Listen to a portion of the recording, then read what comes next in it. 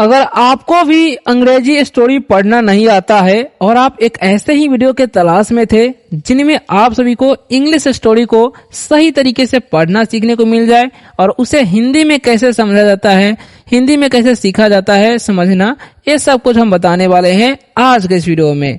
अगर आप एक बिगिनर स्टूडेंट है जिनको कुछ भी नहीं पढ़ने आता है, आसानी तरीके से इंग्लिश वर्डों को, इंग्लिश स्टोरी को पढ़ना और उसे समझना सीखना चाहते हैं ना, तो ये छोटा सा स्टोरी को अगर आप लोग पढ़ लेते हैं, अगर समझ लेते हैं, तो आप लोग समझ लीजिएगा कि आपका लेवल 1 हो चुका है, यानी कि आपका लेवल 1 कंप्लीट हो चुका है, यानी कि टेस्ट भी आप दे सकते हो। इसमें बहुत ज्यादा सिंपल सेंटेंसेस हम लाए हैं आप सभी के लिए। एक स्टोरी है जिनको हम सेंटेंस से बांट दिए हैं ताकि आप लोगों को अच्छे तरीके से समझ में आ सके। ठीक है, तो चलिए शुरू करते हैं। स्टोरी क्या है आप लोग देख सकते हो, क्या लिखा हुआ है ध्यान से देखिएगा। The lion and the mouse, यानी कि शेर और चूहा, इसी दोनों पर एक स्टोरी है, बहुत ज्यादा पॉपुलर स्टोरी है, आप लोग को पता भी होगा चूहा और शेर के बारे में। ठीक है, तो उसी को हम लोग पढ़ने वाले हैं इंग्लिश में और उसे हिंदी में समझने वाले हैं और एक एक वर्ड का मीनिंग भी हम बताएंगे ताकि आपका वर्ड स्टॉक भी बढ़ सके। और ऐसे ही रोज रोज reading practice, English speaking practice करते हैं मेरे साथ, तो अवश्य ही 30 दिनों के अंदर इंग्लिश पढ़ना आपको आ जाएगा, क्योंकि बूंद बूंद ही तालाब भरता है। तो चलिए शुरू कर दीजिए। आज से ही चैनल पर न्यू आए हो तो चैनल को सब्सक्राइब करके बेल आइकन दबा लीजिए, रोज रोज इंग्लिश रीडिंग की प्रैक्टिस करने के लिए। ठीक है, और लाइक करना मत भूलिएगा, लाइक जरूर कर दीजिएगा। चलिए मेरे साथ पढ़िएगा, जब मैं जो पढ़ूंगा ना वर्ड, पीछे पीछे आप लोग जो है ना दोहराइएगा। पढ़िए, I am a little mouse. पढ़िए एक बार और, I am a little mouse. पढ़ लिए। देखिए यहाँ पर जो है ना इसे आई नहीं पढ़ते, बहुत सारे स्टूडेंट्स इसे आई पढ़ लेते, जो कि गलत होता है। इसका उच्चारण क्या करना है, आई करना है। ठीक है, तो इसे आई पढ़ना है। तो आई एम यानी कि मैं हूं, अ यानी कि एक, लिटल यानी कि इसका मतलब होता है छोटा। क्या होता है, छोटा। माउस यानी कि चूहा। ठीक है, तो समझ में आ गया आपको इसका मीनिंग। अब देखिए इसको समझना कैसे, हिंदी में तोड़ तोड़ करके समझिए। आई एम यानी कि मैं हूं, अ लिटल यानी कि एक छोटा, माउस यानी कि चूहा, यानी कि मैं एक छोटा चूहा हूं, इसका मतलब हुआ। ठीक है, इस लाइन का, I am a little mouse, मैं एक छोटा चूहा हूं। ठीक है, तो इसे लिटिल नहीं पढ़ते हैं, बहुत सारे स्टूडेंट से लिटिल पढ़ लेते हैं। क्या पढ़ लेते हैं, लिटिल, जो कि गलत होता है। इसे लिटिल नहीं, इसको अगर आपको पढ़ना है तो क्या पढ़ना है, लिटल पढ़ना है, ये आपको याद रखना है। ठीक है, और ओयू जब भी रहेगा ना तो उसको आउ किया जाता है। ठीक है, एस ई से पहले रहेगा तो आपको याद रखना है। ठीक है, तो इसे हम क्या पढ़ेंगे, माउस।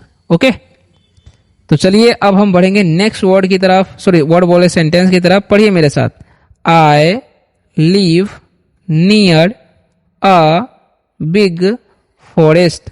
पढ़िए, I live near a big forest. पढ़ लिए। अब इसका मतलब समझिए। देखिए, लिव मतलब क्या होता है, रहना, याद रखना है आपको। और नियर मतलब क्या होता है, पास। बिग मतलब क्या होता है, बड़ा। फॉरेस्ट मतलब क्या होता है, जंगल। ठीक है, इस सभी का मतलब आप लोग चाहे तो लिख सकते हो, कॉपी में नोट कर सकते हो। देखिए अब इसका मतलब ही आपको बता दिए। तो देखिए, आई लिव मैं रहता हूँ, नियर यानी कि पास में, अ बिग एक बड़ा, फॉरेस्ट यानी कि जंगल, यानी कि मैं एक बड़ा जंगल के पास रहता हूँ। ठीक है, इसका मतलब होता है। तो यहाँ पर आपको बता ही नहीं कि इसका मतलब क्या क्या होता है ना। तो LIV को बहुत सारे लाइव भी पढ़ते हैं, जो कि सही है, लाइव भी होता है, लेकिन उसका मीनिंग अलग हो जाता है, जिंदा हो जाता है। ठीक है, ये आपको याद रखना है। और NEAR है तो इसे हम नियर पढ़ते हैं। BIG है तो इसे हम बिग पढ़ते हैं। बहुत सारे स्टूडेंट्स इसे बीज पढ़ लेते हैं, बीज, क्योंकि जी का उच्चारण ज कर लेते हैं, गलत करते हैं। जी का उच्चारण आपको हमेशा ग करना है, तो इसे बिग पढ़ना है। ठीक है, और EST जब भी रहेगा ना तो उसका उच्चारण क्या करना है, एस्ट। ठीक है, इसीलिए देख सकते हैं फॉरेस्ट, फॉरेस्ट, इस तरीके से आपको पढ़ना है। ठीक है, अब देखिए नेक्स्ट जो सेंटेंस है, पढ़िए, one day I see a lion. पढ़िए, one day I see a lion. अब इसका मतलब क्या होगा, एक एक वर्ड का समझिए। देखिए, सी मतलब क्या होता है, सी का मतलब होता है देखना, तो ये आपको याद रखना है। ठीक है, और लाइन में तो आपको पता होना चाहिए शेर होता है, ठीक है। और डे मतलब वन मतलब तो आपको पता ही होगा। तो देखिए वन डे यानी कि एक दिन, आई सी मैं देखता हूँ, अ लायन यानी कि एक शेर को, यानी कि एक दिन मैं एक शेर को देखता हूँ। ठीक है, कौन बोल रहा है? चूहा बोल रहा है। चलिए तो आगे बढ़ते हैं, पढ़िए मेरे साथ। The lion catches me, the lion catches me. ठीक है, तो इसका मतलब क्या होगा, ध्यान से समझिएगा आप लोग। ठीक है, तो यहां पर जो है ना कैचेज मतलब क्या होगा, पकड़ता है। क्या बोलेंगे?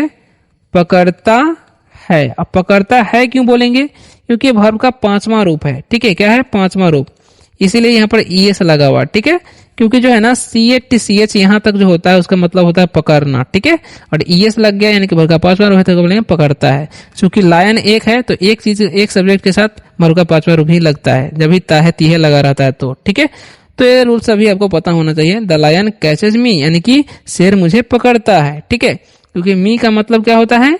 मुझे। ठीक है, तो ये आपको याद रखना है, द लायन कैचेज मी यानी कि शेर मुझे पकड़ता है ना। अब देखिए नेक्स्ट क्या होता है, पढ़िए मेरे साथ। आई, पढ़िए क्या लिखा हुआ है, I feel very scared, I feel very scared. इसका मतलब क्या होता है? मैं बहुत डर गया। ठीक है, ओके। तो देखिए फील का मतलब होता है महसूस करना। क्या होता है? महसूस करना। ठीक है, और वेरी का मतलब होता है बहुत, और स्केयर मतलब डर गया बोलेंगे, क्योंकि ये वर्ब का दूसरा रूप लगा हुआ है, ईडी लगा हुआ है। ठीक है, तो समझ में आ गया? सॉरी डी लगा हुआ है, SKRE होता है, SCARE, स्केयर मतलब डरना होता है, और डी लग गया तो वर्ब का दूसरा रूप होगा तो पास्ट में चला जाएगा।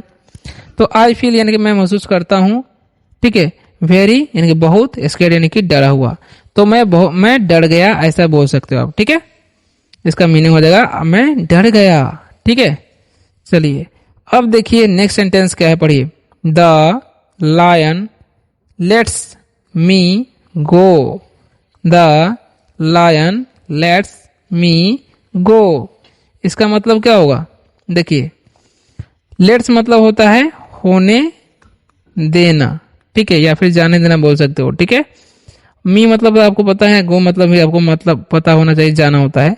तो द लायन यानी कि शेर, लेट्स मी मुझे देता है, गो यानी कि जाने, यानी कि शेर मुझे जाने देता है। ठीक है, इसका मतलब हुआ। चलिए तो आगे बढ़ते हैं, आगे क्या लिखा हुआ है, पढ़िए मेरे साथ। आई से थैंक यू लायन, आई से थैंक यू लायन। इसका मतलब क्या होगा, जरा ध्यान से समझिएगा।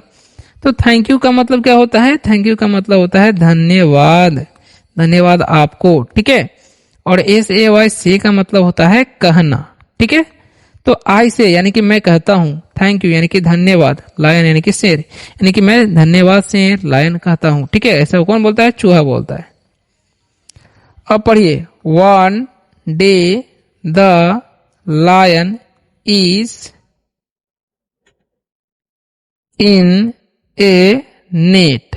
ठीक है, अब इसको क्या पढ़ेंगे, फिर से पढ़िए। One day the lion is in a net. अब इसका मतलब क्या होगा? इसका मतलब क्या होगा, जरा ध्यान से समझिएगा। नेट का मतलब होता है जाल। क्या होता है? जाल। ठीक है, और लायन मतलब तो आपको पता ही होगा। इन का मतलब होता है में या फिर अंदर भी होता है, तो ये भी आपको याद रखना है। ठीक है, तो वन डे यानी कि एक दिन, द लायन यानी कि शेर, इज इन ए नेट यानी कि जाल में होता है, यानी कि एक दिन जो है ना शेर जाल में होता है, जाल में फंसा हुआ रहता है। ठीक है, तो क्या होगा, पढ़िए।